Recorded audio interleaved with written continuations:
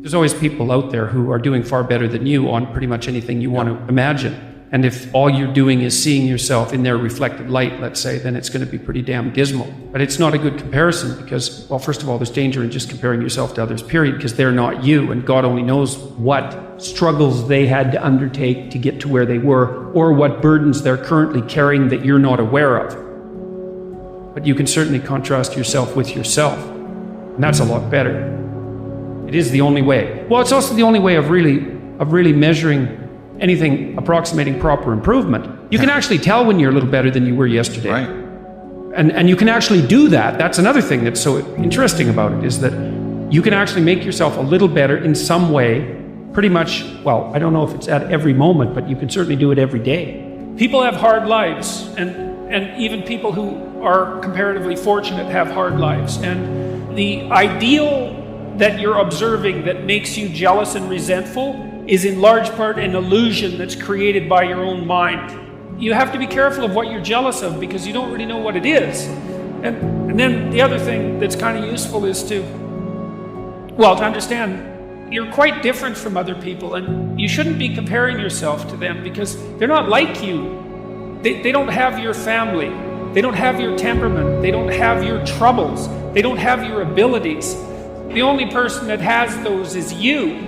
Compare yourself to who you were yesterday and not to who someone else is today. And see, that's a game you can win. The possibility that you can make yourself slightly better on a continual basis is, I think that's something that's accessible to everyone. I think that's equivalent to leading a virtuous life. And there is something to be said for virtue and truth, and that is one thing. Another thing that I've noticed about people who've been phenomenally successful is that they really do everything they can to live a truthful life. And you can get a bloody long ways by being honest. It's hard for people to be themselves. They don't like themselves. They don't like what they are, and so they like to pretend that there's something more exceptional. But what people really seem to enjoy is people who don't do that. People seem to really enjoy people who just work at being a better person, being better at life. You can learn a lot from someone about how much attention they spend on other people's failures, right? How much time they spend pointing out other people's failures and how little time they spend reflecting on their own. I'll be the first guy, if I fuck up, if I get angry at something I shouldn't have got angry with. I pride myself in calling myself out. Because a lot of people have a hard time defining themselves. They define themselves by failure because they failed. But I'm like, you're not your failures, you're you. Okay, your life is a series of lessons you've learned. Now, if you just dwell on the failures, that's not healthy, it's not smart, and it's not empowering. What you gotta do is look at those failures and go, well, now you know what not to do. But you're not that, you're you. You could have done the stupidest fucking shit ever, but it's not you, that's not you. You're a different thing.